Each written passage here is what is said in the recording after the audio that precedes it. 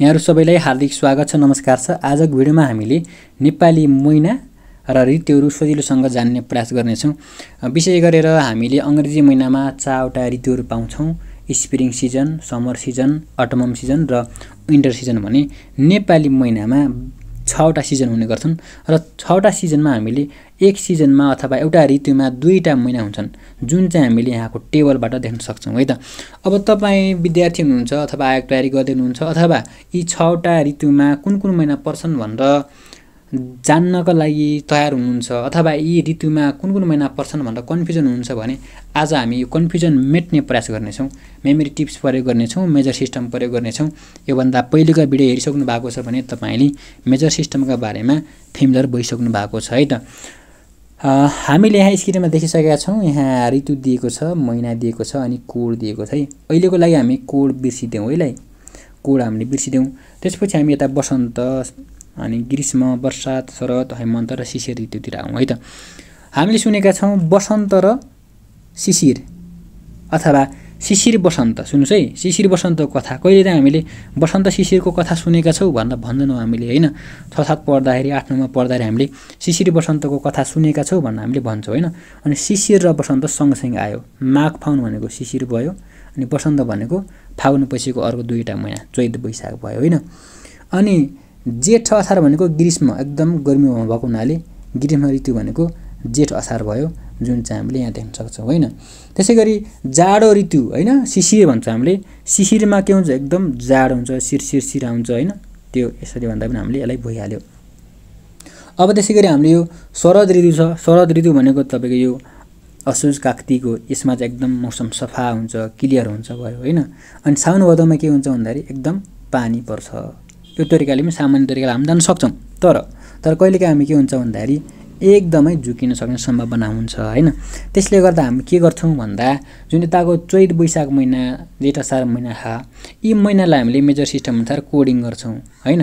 जस्तो चैत भनेको हामीले कति भनेका छौं भन्दाखेरि मेजर सिस्टममा हामीले जुन कोड गर्दाखेरि मन्थलाई कोड गर्दाखेरि 12 हो चैत भनेको हैन। यसलाई हामीले यसले कोड गरेका छौं। अनि डी भनेको हामीले वैशाख अथवा 1 महिना, एकलाई हामीले डी ले कोड गरेका छौं, त्यही भएर डी लेख्यौं। अब एचडी टिभी त हामीले सुनिरहेका छौं हैन। अथवा एचआईडी हाइट भनेको लुकाउने हैन। अब सिकेन्ड हाइट भन्यो भने लुकामारी जस्तो हुन्छ हैन। अब हामीले यसलाई जोडौं।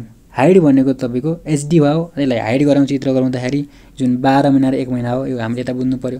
तलतिरको यो जुन ग्रीष्म ऋतु केसमा यानाम भनेको छ, यानाम भनेको 23 हो हैन। आरएल भनेको 45, जीके भनेको 67, बीपी भनेको 89, 1 10 11 भनेको एसटी भयो हैन। यो हामीले पहिलेका भिडियो हेरिसक्नु भएको छ भने जानिसकेका छौं हैन। अब त्यसैगरी अब हामीले के गर्छौं भन्दाखेरि यहाँ दिएको यो कोड अनुसार हामीले अब चित्र बनाउँछौं। अनि यो चित्रलाई केसँग जोड्छौं भन्दाखेरि यो ऋतुसँग जोड्छौं है त। अब यो कोड भनेको यो महिनाको कोड तपाईं नजिकिनुहोस् हैन। जस्तो एचडी भनेको यो 12 1 भन्यो, एनएम भनेको तपाईको 2 र 3 भनेको, आरआर भनेको 4 र 5 भनेको एवं रीतिले बढिरहेको छ है त। अब हामीले चित्र बनाउँछौं, रेडिकुलस वाक्य गराउँछौं। चित्र बनाइसकेका छौं हैन। अब वसन्त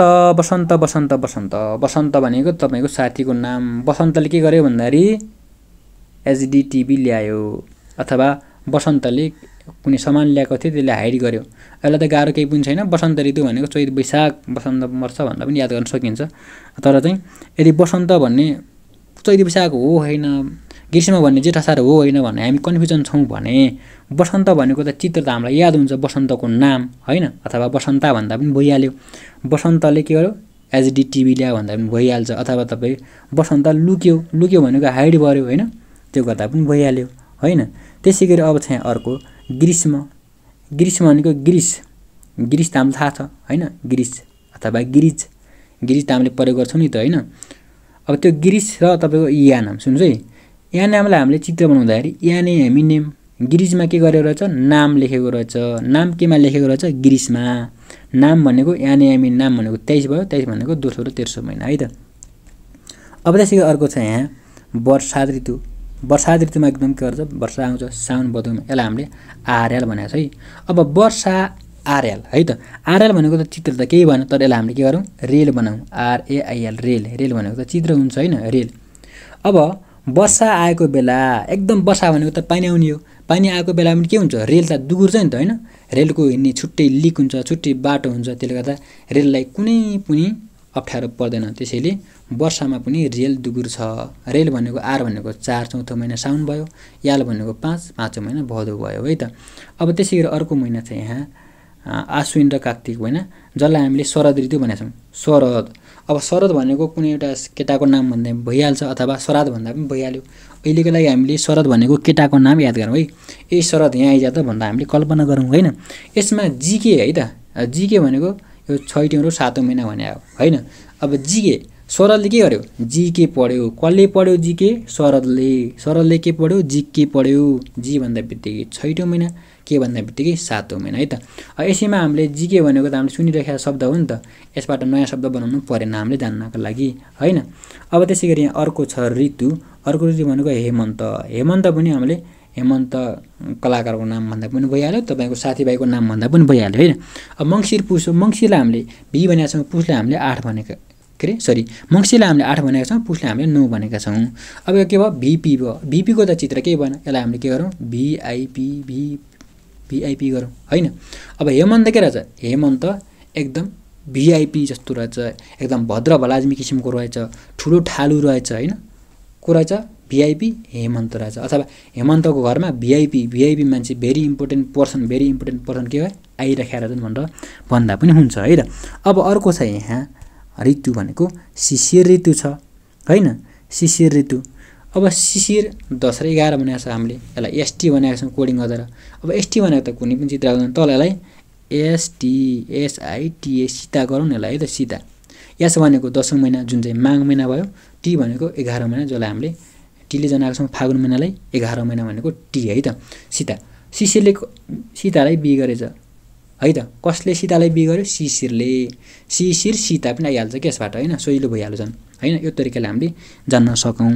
क्रस क्वेसन तपाईले गर्नु होला अर्को पटक, अनि सजिलो किसिमले जान्न सक्नुहुन्छ हैन। अब बाँकी कुरा तपाईले फेरि यसलाई रिपिट गर्नुभयो भने एकदम सजिलो तरिकाले जान्न सक्छौँ।